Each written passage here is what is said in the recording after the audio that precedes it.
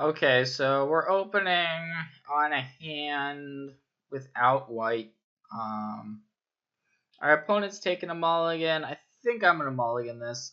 I think it's actually kind of close, but we don't have a white, so I'm gonna mulligan. And this hand is less powerful, right? But we at least have our lands. We'll get to play Magic for sure. And of course the scry is nice, right? Legion Conquistador, it's one of the best cards we could see there. Just because it's going to mean we're going to have plays after this Raptor Companion for multiple turns.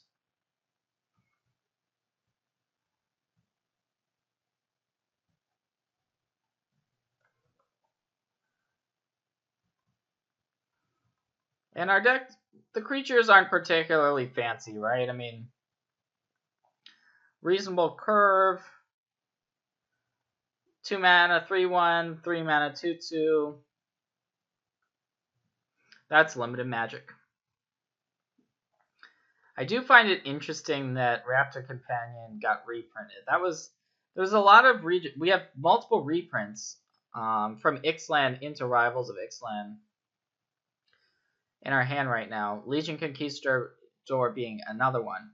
To me, though, Legion Conquistador makes sense, right? Because you need to have them to be able to. You need to have enough of them to make searching for them something you're able to do in draft. So one pack of Legion Conquistadors would just not be enough Legion Conquistadors to be able to play them. So I'm going to offer this trade here. We could trade and then we would take 2. And Captain's Hook is going to be a really nice play on turn 4. Been very impressed with the card so far. I think it may actually be better than Pirate's Cutlass. That may raise some eyebrows. But it's +2/+0, but you also get the Menace. It obviously depends if you have pirates or not in your deck and things like that, but it's certainly very powerful in an aggressive deck with a reasonable curve. And now we've kind of unmulliganed, right? Like we did take a mulligan, but this Legion Conquistador has gotten us, we were on the draw. Now we have multiple creatures. We can simply trade the Conquistador we have on the board for the Dino that our opponent has, and that's just an excellent trade. Very profitable trade if that does happen. Alternatively, we can put the Captain's Hook on, say, a Raptor Companion, and likely our opponent's not going to have great blocks for that. Alright, so here's an Araska Relic. I believe we had one of these in the sideboard. Didn't opt to play it, but it looks like our opponent is playing it, which means maybe they are ramping to some sort of big payoff.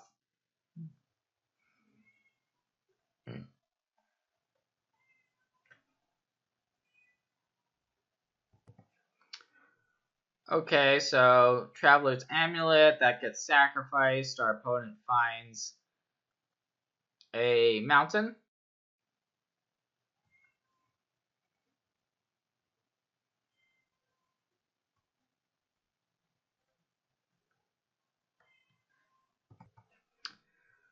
Alright, so I think we want to be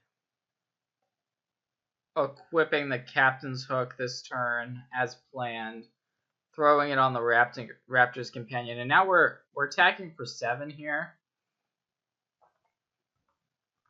And our opponent doesn't have any great options. It looks like they're just going to take the hit. And they're pretty far away from the city's blessing, so the relic is not going to be able to get sacrificed with the next couple turns, so hard to see exactly how our opponent's going to get out of this.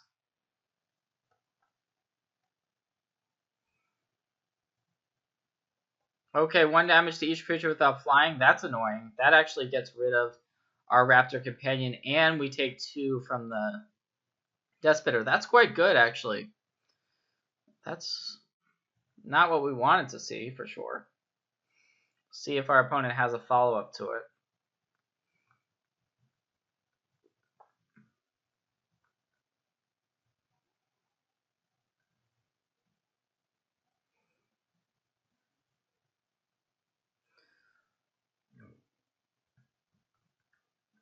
Another Traveler's Amulet. So I wonder if our opponent's splashing or what's going on with those amulets. Because normally you don't want this much mana stuff in a limited deck. So I'm going to throw the Captain's Hook on the Conquistador, keep the pressure on. And now this is actually a 2-turn clock with the pump spell that we have in hand, the Moment of Triumph. So the plan is to equip.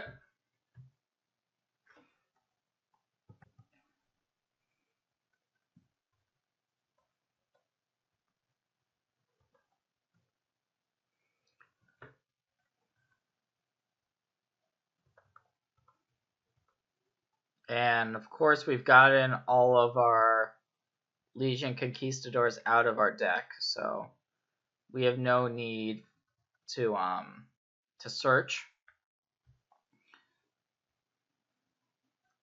And I wonder how many lands our opponent's playing in their deck, because anytime I add a card like Traveler's Amulet, it's almost like adding a land to your deck.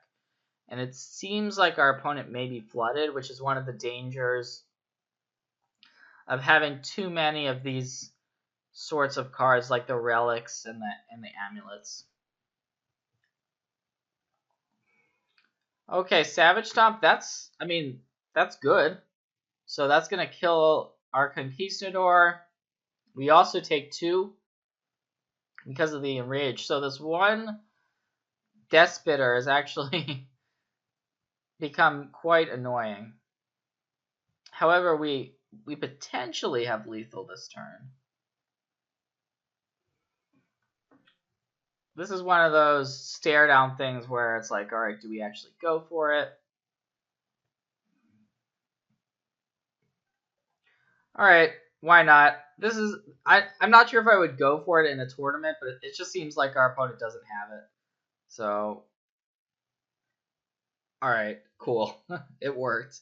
We could have also Legion's Judgment, our opponent's creature, so it's kind of was greedy to do that, but all right. So, anyways, on to sideboarding. I really like the black-white version against green-red, typically.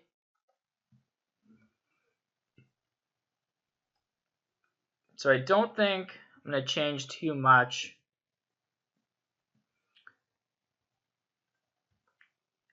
Actually, I'm not going to change anything at all. We do have to be worried about the 3 mana deal 1, the like tremor sort of effect, because we have a decent number of 1 toughness creatures.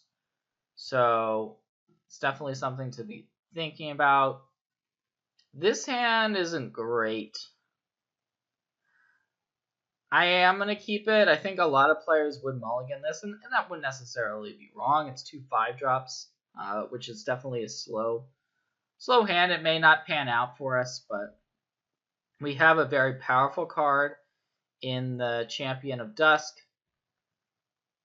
and 5 is kind of where we end our curve, so yeah, we'll see. We'll see how it works out.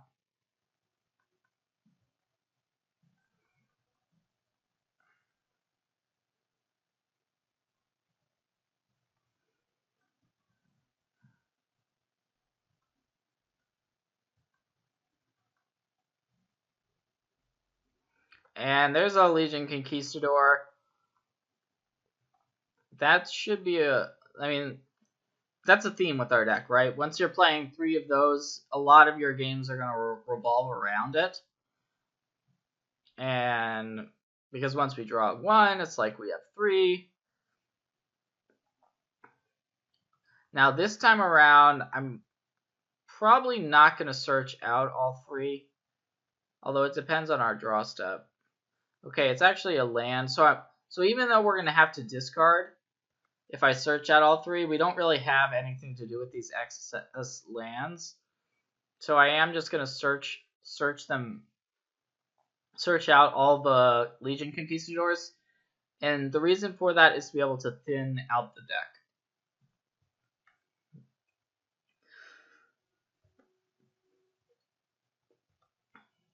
Like, we would feel really bad if we drew Legion Conquistador for our next draw step, right? That would be not good. And our hand's shaping up here for sure. But we have to be worried. I mean, our opponent hasn't played any huge creature yet, but it's still likely that there is some sort of big dinosaur lurking around in our opponent's deck. Ixalan's Diviner is good here.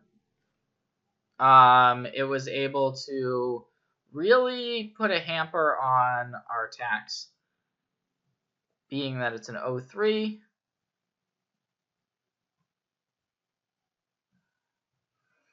So we have the Impale, but I'm not going to use it. There's really not... I mean, it's nice to have, right, in case our opponent plays something like a big dino.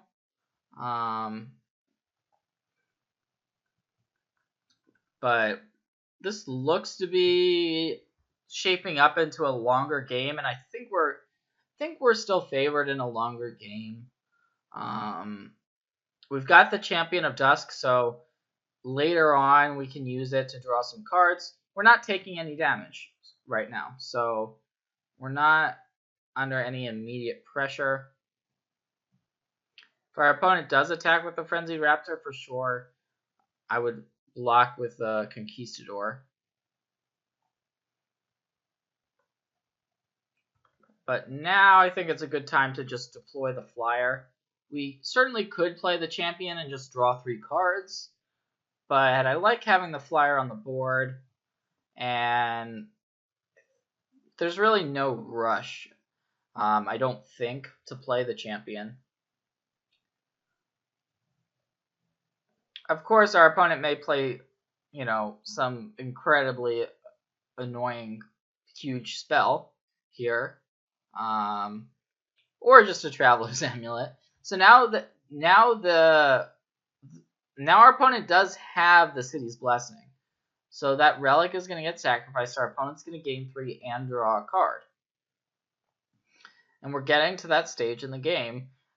I think having the City's Blessing is going to happen a lot more in Limited, actually, than it's going to in Constructed. Maybe I'm wrong. Okay, so Jungleborn Pioneer, that makes a 1/1 Merfolk. Solid, but not really game-changing. So I think we're going to want to get the Champion of Dusk into play this turn. We could wait for an extra card, say play the Legion Conquistador first, but I'm not going to get too greedy with it. Gonna draw 3 cards, lose 3 life, and maybe our opponent has a removal spell in response here, but I'm not sure there's too much that our opponent could have. It would have to be something like a Lightning Strike there.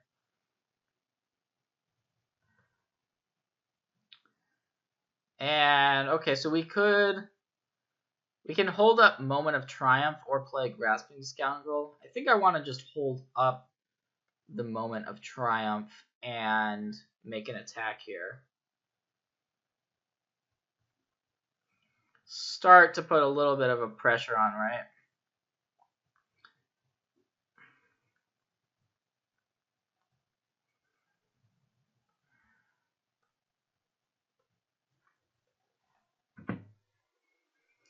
So we know that our opponent has Savage Stomp. So if our opponent goes, say, Savage Stomp, Raptor, and... Okay, that is actually what's going to happen. So this is perfect because we were able to save the moment of triumph and have it for this exact scenario. And so now our opponent is just blowing themselves out. Essentially, they thought they were going to kill our creature. Instead, we're killing theirs. So we'll see if there's some sort of follow-up or if that was indeed all our opponent has. Because if that's it, that's just not gonna cut it. And I think we may just want to start turning the corner here. I'm going to play the Shining Aerosaur. That's going to provide vigilance to our other dinosaur. And yeah, I like just attacking, trying to get some of these creatures off the board.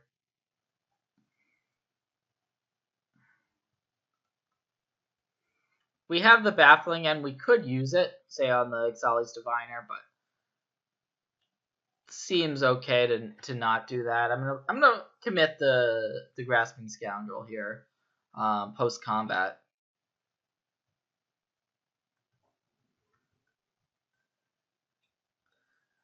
And I don't like this block for our opponent unless they have some sort of a trick.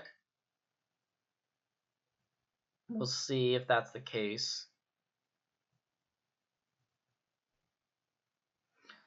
Interesting. So was that just a straight up chump block? Maybe. I'm just going to play out the Scoundrel.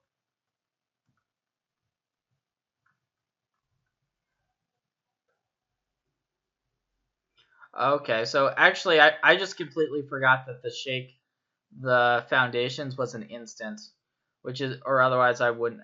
And our opponent that play makes sense for our opponent.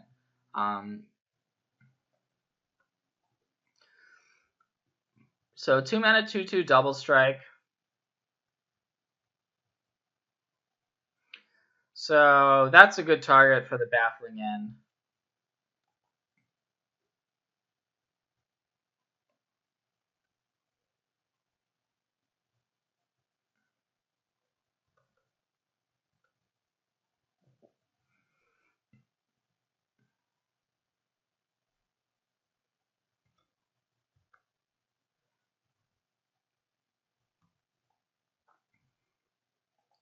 And I don't see how our opponent is going to get out of this. I don't think I'm even going to commit the Legion Conquistador to the board unless I see something else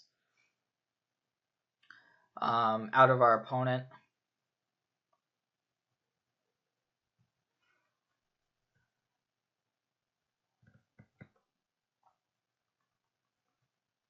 We actually, okay, we're one short of lethal. We have 9 damage next turn.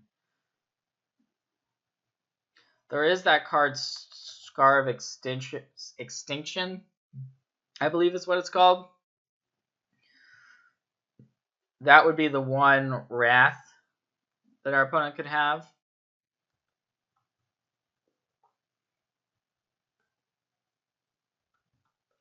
But I'm gonna commit the Dana's Vanguard because we can give it indestructibility. And I think this is gonna be game. Yep.